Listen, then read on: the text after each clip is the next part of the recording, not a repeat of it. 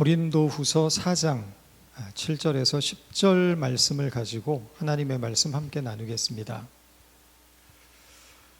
자폐 스펙트럼을 가진 천재 변호사의 이야기로 많은 사랑을 받았던 드라마 이상한 변호사 우영우에서 주연 배우를 맡았던 박은빈 씨가 얼마 전 백상예술대상에서 상을 수상하면서 했던 수상소감의 마지막 멘트가 참 인상적이었습니다. 그 내용은 이렇습니다.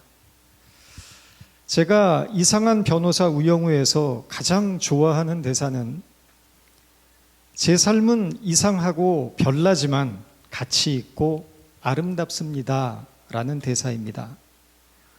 나는 알아도 남들은 모르는, 또 남들은 알지만 나는 알지 못하는 이상하고 별난 구석들을 영우가 가치 있고 아름답게 생각하라고 말해주는 것 같아서 많이 배웠습니다. 자신의 삶을 인정하고 수긍하고 포용하면서 힘차게 내딛었던 영우의 발걸음을 오래도록 간직하고 싶습니다. 박은빈 씨가 강조했던 것은 우영우의 높은 자존감이었습니다. 종종 사람들은 자존심과 자존감을 헷갈려 합니다. 자존감은 자신의 있는 그대로의 모습을 존중하고 사랑하는 태도입니다. 그래서 자존감이 높은 사람은 자신의 부족함이나 실수를 감추지 않으며 오히려 그런 부분을 개선하기 위해 노력하고 자신의 성장을 도모합니다. 반면에 자존심은 자신에 대해서 과도한 자신감을 갖는 일입니다. 쉽게 말해서 나는 잘났다는 태도입니다. 그러다 보니 누군가 자신을 인정하지 않거나 존중하지 않고 있다는 느낌을 가지면 상처를 입고 불안해하며 우울해하고 분노하게 됩니다. 우리가 인생을 건강하고 행복하게 살려면 자존감이 높아야 합니다. 자존감은 낮은데 자존심만 높으면 절대 남에게 먼저 손을 내밀지 않습니다. 끊임없이 자신과 남을 비교합니다. 남의 이야기에는 귀를 기울이지 않고 자기 주장만 옳다고 여깁니다. 다른 사람에게 공격적이고 관계에 있어서는 속 좁고 옹졸한 인간이 됩니다. 좋은 일을 하면서도 자신에게 돌아올 칭찬과 대가가 없으면 맘상해합니다. 반면에 높은 자존감을 가진 사람은 먼저 남에게 다가가서 손을 내밀고 상대를 존중할 줄 압니다. 나에 대한 비판이 들어와도 그것을 나의 성장을 위한 기회로 삼습니다. 관계에 있어서는 관대하고 남을 품을 줄 압니다. 대가가 주어지지 않는 일이라도 충분한 가치와 의미가 있다고 생각하면 자기를 희생할 줄 압니다. 예수를 제대로 믿으면 높은 자존감을 갖게 됩니다. 믿기 전에는 자존심 하나로 살았을지 모르지만 예수를 믿고 진리를 깨닫고 난 후 우리의 삶을 이끄는 것은 신앙을 통하여 갖게 된 높은 자존감이 되어야 합니다. 바울은 오늘 본문을 통해서 그리스도인은 무엇을 기준으로 자신의 가치를 이해하고 존중하며 사랑해야 하는지를 우리에게 가르치고 있습니다. 바울은 우리가 질그릇이라고 말합니다. 도자기는 1000도가 넘는 가마에서 초벌을 하고 재벌을 해서 도자기 하나를 만드는데 걸리는 시간이 평균 2-3주라고 합니다.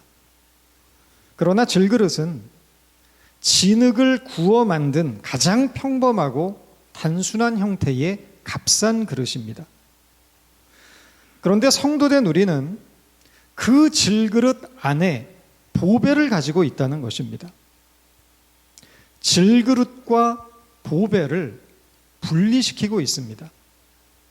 이것은 우리가 성도가 되었다고 해서 질그릇 자체가 보배로 바뀌는 것은 아니라는 것을 강조하고 있는 것입니다. 불교의 가르침을 보면 모든 중생은 득도하여 열반에 이르면 부처가 될 수 있다고 말합니다. 인간 안에 신의 경지에 도달할 수 있는 가능성이 있다고 보는 관점입니다. 일본에 가면 어디를 가나 신사가 있는 것을 보게 됩니다. 신사는 한마디로 신령을 모시는 곳인데 그 신령 중에는 사람도 있고 동물도 있습니다. 일본인들의 신과는 범신론, 즉 모든 존재하는 것에 신성이 깃들어 있다는 관점에 근거하고 있는 것입니다. 이러한 범신론적 신관에서는 인간이 신성한 자리에 가기 위해서는 어떤 것을 깨우쳐야만 하는데 그 도를 깨우치는 방법이 종교라고 생각하는 것입니다. 그러나 기독교는 인간에게 신성의 가능성이 있다는 것을 절대적으로 부정하고 있습니다. 인간은 철저히 죄인이며 피조물에 불과하기 때문입니다. 성경은 인간은 오직 예수 그리스도를 통해서만 영생을 얻게 되고 영광스럽게 된다고 가르칩니다. 그래서 기독교 신앙에서는 자기가 강조되어서는 안 됩니다. 내가 너보다 낫다고 생각하는 것 또한 주님께서 가장 싫어하셨던 독선이고 교만입니다. 성도에게 있어서 도를 깨우친다는 것의 의미는 내가 죄인임에도 불구하고 내가 얻은 구원과 복된 것들이 그리스도 예수 안에 있다는 것을 깨닫게 되는 것에 있습니다. 그래서 우리의 자랑은 오직 그리스도뿐이며 우리가 필요로 하는 모든 것이 그리스도 안에 있음을 확인하는 것, 이것이 기독교 신앙의 핵심이고 다른 모든 종교들과 구별되는 기독교의 특징인 것입니다. 우리가 이 보배를 질그릇에 가졌으니 이는 힘이 큰 능력은 하나님께 있고 우리에게 있지 아니함을 알게 하려 함이라. 우리의 인생이 힘들고 어려울수록 우리는 우리가 누구인가를 깨달아야 합니다. 우리가 믿는 예수 그리스도가 어떤 분인지를 분명하게 이해해야만 합니다. 우리는 비록 깨어지기 쉬운 질그릇에 불과하지만 생명이신 예수 그리스도를 그 내면에 간직한 사람은 어떤 형편에서도 낙심하지 않습니다. 질그릇은 인간의 연약함을 뜻합니다. 우리는 언제나 연약함 속에서 바둥대면서 살아갑니다. 그러나 예수 그리스도의 생명이 우리 안에 머물 때 상황은 달라집니다. 8절 9절입니다. 우리가 사방으로 우겨쌈을 당하여도 쌓이지 아니하고 답답한 일을 당하여도 낙심하지 아니하며 박해를 받아도 버림받지 아니하며 거꾸로 트림을 당하여도 망하지 아니하고. 어리석고 유한한 존재에 불과한 우리가 영원한 생명 되신 예수 그리스도에게 사로잡힌 바 되었다라는 것을 깨닫게 되면 그는 시련 속에서도 무너지지 않습니다. 실패 앞에서도 좌절하지 않습니다. 왜 그렇겠습니까? 바울은 그 비결에 대해서 로마서 8장을 통해 이렇게 말하고 있습니다. 누가 우리를 그리스도의 사랑에서 끊으리요? 환난이나 곤고나 박해나 기근이나 적신이나 위험이나 칼이리야. 그러나 이 모든 일에 우리를 사랑하시는 이로 말미암아 우리가 넉넉히 이기느니라. 지금 우리에게 필요한 것이 있다면 바로 이 확신입니다.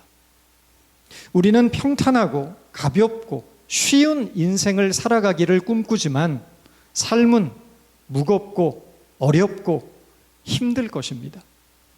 산이 가로막을 때도 있고 거센 바람과 풍랑이 우리를 삼키려 들 때도 있고 악한 자들이 우리를 해치려 들 때도 있습니다.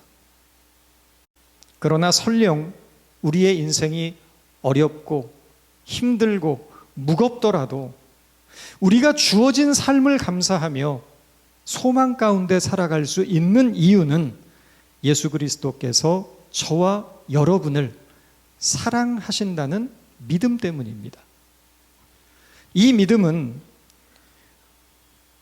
우리에게 삶의 소망과 희망과 용기를 줍니다. 이 믿음이 우리에게 있는 한 우리는 가난한 자가 아니며 약한 자가 아닙니다. 이 믿음이 있을 때 우리는 꿈꾸는 자가 되고 기뻐하는 자가 되고 날마다 새로운 존재로 거듭나는 자가 되는 것입니다. 바울은 어떤 시련 앞에서도 우리를 넉넉히 이기게 하시는 놀라운 하나님의 은총을 입은 사람들의 삶이 어떠해야 하는지를 다음 구절에서 이렇게 말하고 있습니다. 우리가 항상 예수의 죽음을 몸에 짊어짐은 예수의 생명이 또한 우리 몸에 나타나게 하려 함이라. 예수의 죽음을 항상 몸에 짊어지고 다니라는 것입니다.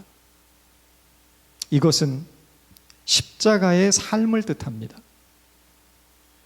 예수님은 자기를 부인하고 자기의 십자가를 지고 나를 따르라고 하셨습니다. 그렇지 않으면 제자가 될 수 없다고 하셨습니다. 참 그리스도인은 기꺼이 십자가를 지는 사람입니다. 그러나 우리는 어떻습니까? 부활의 영광에 참여하기를 기대하고 바라면서도 한사코 십자가는 거부하고 있습니다. 예수 믿고 복받자는 말은 많이 들어보셨겠지만 예수를 믿어서 십자가를 지자고 하는 말은 별로 많이 들어보지 못하셨을 것입니다. 예수 믿고 복받자고 교회에 나오는 것이지 예수 믿고 십자가 지자고 하면 도대체 누가 교회를 나오겠습니까? 기껏해야 우리가 하는 일이라곤 십자가 목걸이를 액세서리로 걸고 문신으로 새기고 자동차 인테리어로 매달고 다니는 일뿐입니다. 밥 먹을 때 기도하는 일이 전부인 것이 우리의 신앙이 되어버렸습니다. 저도 목회자지만 오늘 이 시대의 교회를 보면 한숨이 나옵니다. 물론 교회다운 교회도 있지만 이 시대의 교회는 전반적으로 병들어 있습니다. 얼마 전 한 언론에서 로워 맨하탄에 있는 트리니티 교회가 보유한 부동산이 60억 달러이고 홀랜도 터널 근처에만 12개의 상업용 빌딩을 소유하고 있으며 현재 28층 높이의 빌딩을 맨하탄에 지을 계획이라는 기사가 나온 일이 있습니다. 이 글을 쓴 기자는 그 기사에서 교회가 아니라 부동산 재벌이자 부동산 개발업체로 전락해버린 트리니티 교회를 신랄하게 비난하고 있었습니다. 한 비평가는 트리니티 교회를 향해 그들은 신앙의 이름으로 어떤 박해와 고난도 받은 바가 없으며 오직 하나님의 이름을 내세워 부를 축적한 억세게 운 좋은 교회라고 조롱하면서 그 받은 혜택을 조금이라도 사회에 환원하라고 일갈했습니다. 지금 세상의 눈에 비춰진 교회는 욕망에 도취된 이기적인 집단으로 전락해버렸습니다. 그리스도의 몸이라는 말이 무색하게 교인 불리는 일을 위하여 교회들끼리 경쟁적으로 소위 전도 아닌 전도를 하는 우스꽝스러운 일들이 얼마나 많이 벌어지고 있는지 모릅니다. 뭐하러 작은 교회를 다녀 사람들 많이 사귀고 비즈니스 도움받으려면 큰 교회 나가야지. 아니, 작은 교회는 교회 학교도 없는데 애들 위해서라도 프로그램 잘 돼 있는 큰 교회로 애들 보내야지. 도대체 이것이 전도입니까? 이것은 결국 그리스도의 몸인 교회를 망치는 일입니다. 작은 나무 한 그루 한 그루를 소중히 여겨야 울창한 숲이 살아나는 것이지, 무시하고 방치하고 뽑아버리면 결국 생태계 전체가 무너지는 날이 언젠가 오게 되는 것입니다. 두고 보십시오. 작은 교회들이 우리 눈에서 안 보이게 되는 날, 작은 교회가 무너지고 사라지는 그날, 이 땅의 기독교는 힘을 잃고 결국에는 주저앉게 될 것입니다. 틀림없는 사실입니다. 오늘 교회는 섬김과 희생이라는 복음의 정신은 온데간데 없이 사라져 버렸습니다. 예수를 믿는다는 고백은 있는데 예수를 따르는 삶은 없습니다. 신앙이 삶으로 이어지지 않는 것입니다. 신앙과 삶이 분리되어 버렸습니다. 신앙은 그저 종교적인 습관이 되어 버렸습니다. 이것은 신앙의 비극입니다. 우리가 삶의 중심으로 놓고 살아가고 있는 것이 무엇인지 점검해 보시기 바랍니다. 과연 나는 예수를 주인으로 모시고 사는가? 과연 나는 예수의 말씀을 지키기 위해 지금 어떤 노력을 하고 있는가 돌아보아야 합니다. 우리에게는 너무나 많은 핑계와 변명이 있습니다. 돈이 없어서, 시간이 없어서, 피곤해서, 할 일이 많아서, 바빠서 주님을 위해 아무것도 할 수 없다고 말합니다. 그러면서 우리는 우리의 욕망을 위해서는 전심전력을 다하면서 삽니다. 아무리 바빠도 여행도 가고, 아무리 피곤해도 골프는 치면서 내 이웃을 내 몸처럼 사랑하라는 주님의 말씀에 대해서는 귀를 막고 있습니다. 아무리 돈이 없어도 쇼핑도 하고 외식도 하지만 가난한 이웃을 위해서는 단돈 10불 쓰는 것도 인색합니다. 십자가의 정신을 회복해야 합니다. 십자가로 돌아가야 합니다. 십자가는 액세서리도 아니고 구호도 아니고 상징도 아닙니다. 십자가는 삶입니다.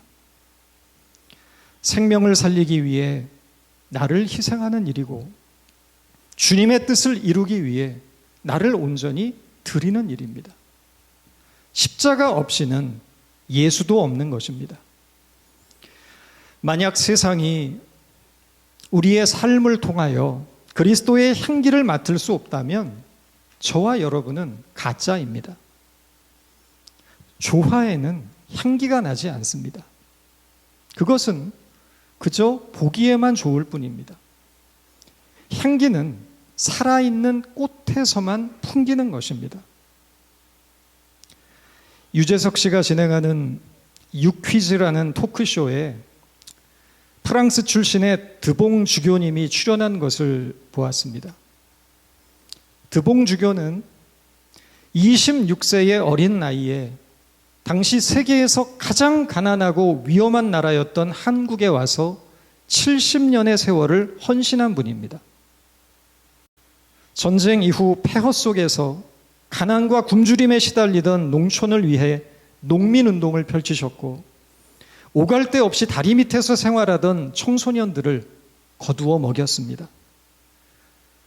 노동자의 편에서 그들을 도왔고 편견과 차별 속에 버림받은 한센병 환자들을 위해 병원을 세웠습니다. 군부 정권 시절에는 납치와 고문으로 탄압당하는 사람들을 위해서 저항운동을 펼치다 추방 위기에 몰리기도 했습니다. 그분의 지나온 삶은 처음부터 끝까지 가난한 자, 소외된 자, 힘없는 자들을 위한 섬김의 삶이었습니다. 드봉 신부는 인터뷰에서 자신의 살아온 삶을 그저 담담히 말했을 뿐입니다. 자신이 카톨릭 신부라는 것 외에는 그 어떤 종교적인 주제도 꺼내지 않았습니다. 그런데 드봉 주교의 인터뷰를 들은 사람들은 그의 삶 자체를 통해 깊은 감동과 위로와 도전을 받습니다. 유튜브 조회수는 150만 회가 넘었고 달린 댓글들을 보면 종교를 떠나서 드봉주교의 삶을 존경하고 본받고 싶다는 내용이 거의 대부분이었습니다. 그 중에 이런 댓글이 있었습니다. 사람에게 치이고 삶에 지칠 때 다시 와서 봐야 하겠습니다. 존재만으로 위로가 되는 분을 정말 오랜만에 뵙네요. 우리의 삶이 누군가에게 존재만으로 위로가 되고 존재만으로 희망이 되고 기쁨이 되고 존재만으로 평화를 전할 수 있었으면 좋겠습니다. 그렇게 될 때 우리는 존재의 의미를 다하며 살아가는 그리스도인으로 쓰임받게 될 것입니다. 예수님은 아버지를 보여달라는 빌립의 요청에 대해서 나를 본 자는 이미 아버지를 보았다 라고 말씀하십니다. 우리가 하는 말 한마디, 우리의 작은 행동 하나, 우리가 살아가는 삶의 태도와 우리의 존재 자체가 하나님을 드러내는 것이 될 수 있기를 바랍니다. 이것이 그리스도인에게 숙명적으로 지워진 삶의 소명입니다. 이것을 무겁게 받아들이고 우리의 삶을 통해 이루어 나가려는 수고와 노력이 있을 때 하나님은 우리를 기뻐하시며 참 잘하였도다 착하고 충성된 종아 내가 너를 사랑하고 내가 너를 기뻐한다고 칭찬해 주실 것입니다. 기도하겠습니다. 천지를 지으시고 역사를 주관하시는 하나님을 아버지로 모시는 자로서 더 아름답고 더 존귀하며 더 영광스러운 모습으로 살아가는 우리 모두가 될 수 있기를 원합니다. 그리스도 안에서 갖게 된 거룩한 자존감으로 우리의 매일의 삶을 통해 하나님의 사랑과 하나님의 나라를 증거하는 우리 모두가 되도록 도와 주옵소서. 예수님의 이름으로 기도드렸습니다.